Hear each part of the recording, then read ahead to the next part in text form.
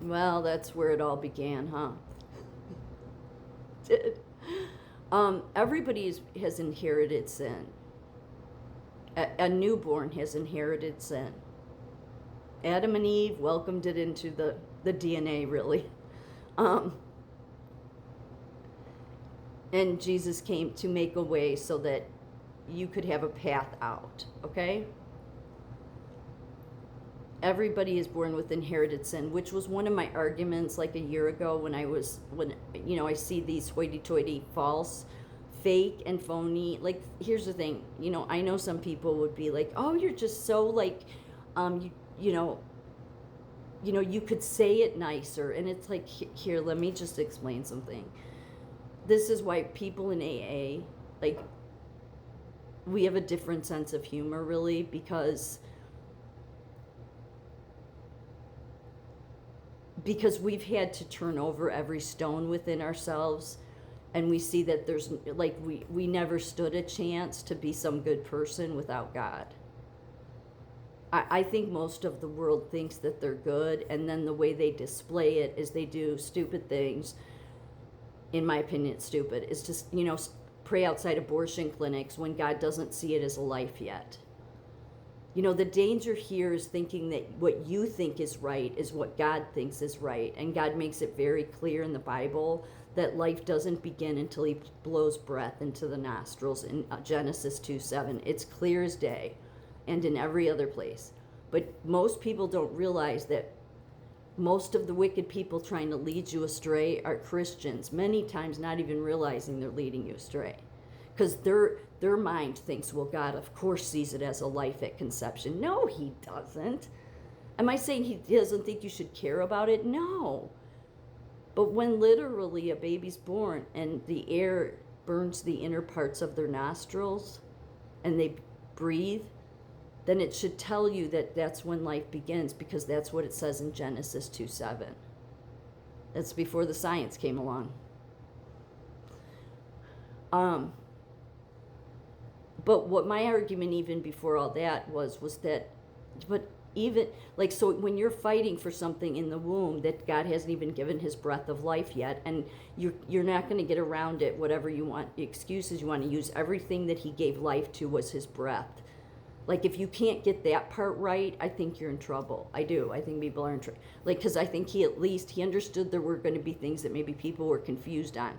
But if you can't understand that life began with his breath blown into the nostrils, and you want to let politics pull you into this craziness, then you don't want to know him. You just want to use him for your political agenda, okay? So, but the fact, my argument is that even when you're born, you haven't been saved. So like all these people saying, we have to save, we saved.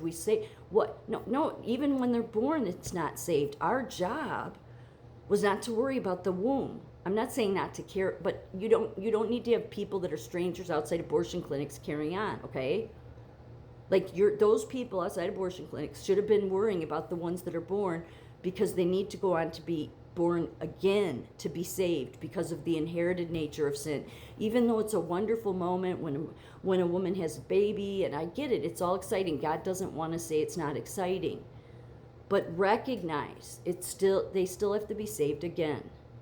And it has to be as they grow up, because I know people think, oh, I'm going to baptize the baby, and I don't think that works. But because they have to be at an old enough to be able to understand. Do I think that if they die when they're babies, they're saved? Yes, I do. They're absolutely saved.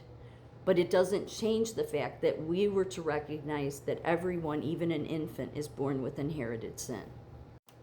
This is how it all, happened. Yeah, the inherited tendency came from Adam and Eve, brought it into, everybody. This is why Jesus was never biologically Mary's son. She was his mother, and all of that, and Joseph the father, but Jesus couldn't come from any genetic makeup here on earth. None. She was a surrogate. God created and used her as the surrogate. That's it. Why? Because Jesus was all perfect.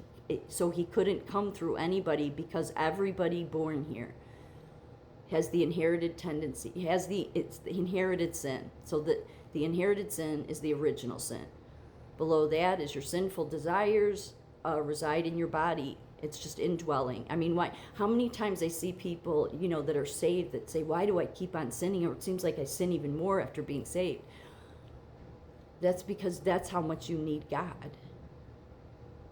That's why this world, oh, you went and got your head baptized and woo, we're saved, I'm with Christ. Yeah, are ya?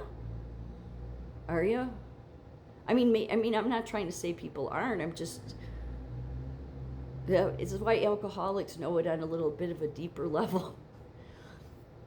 Sin, the next one, sin offers false but alluring promises. Yeah, the deceptive pleasures get us caught into sin.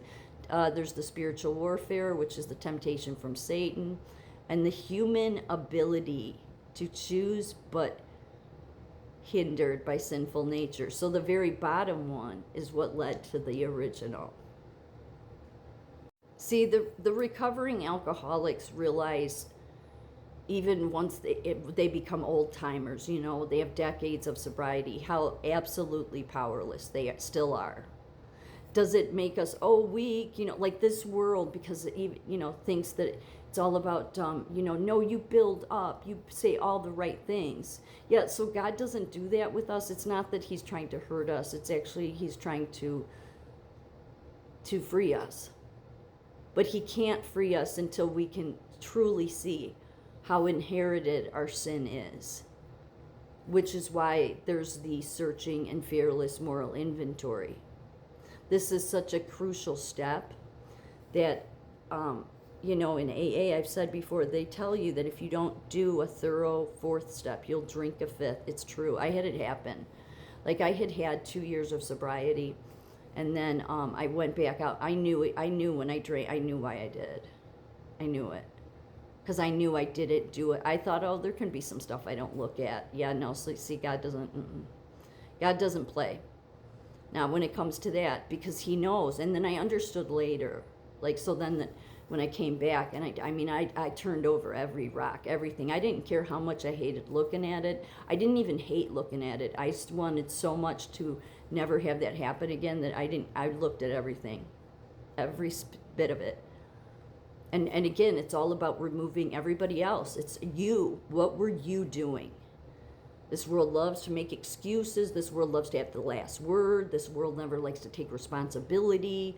Okay, and that's how alcoholics are. So God forces us to uncover all of those, every rock we have to look under. And he's not doing that to hurt us. It's so we recognize there was never anything. There is nothing in your life you can do without God if you truly want to be trying to walk with him. It's not about going and getting baptized. It's about truly realizing that you can't make it without him. Alcoholics know they can't make it without him. Not just because we drink again, but that we know from looking at all of our character defects that long before we picked up the drink, we're a big old mess. Because while the world thinks it's righteous, it's not. It's not. And the only way God will raise you up to be, at least, semi-righteous, somewhat trying to walk in his ways, is that we have to depend on him every day. Every day. That's what it was really all about. It wasn't about you just being saved one day when you go and get baptized.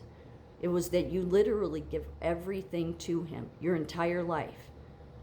And that's why he didn't want you to conform to this world. Because when you do that and then you're following his voice is going to tell you to do something this world tells you not to do. Which is why he didn't want you to conform to the world. Because the more you conform to the world and its systems, the more that what would happen is you would believe that that's all, that the experts know what's right and that they're righteous, or that the systems of, whatever, the health system, whatever system, educate, that they all know what's best, and none of them do. All because everybody that thinks they're experts and know best. No, there's only one that knows best. God Almighty, may you find him now.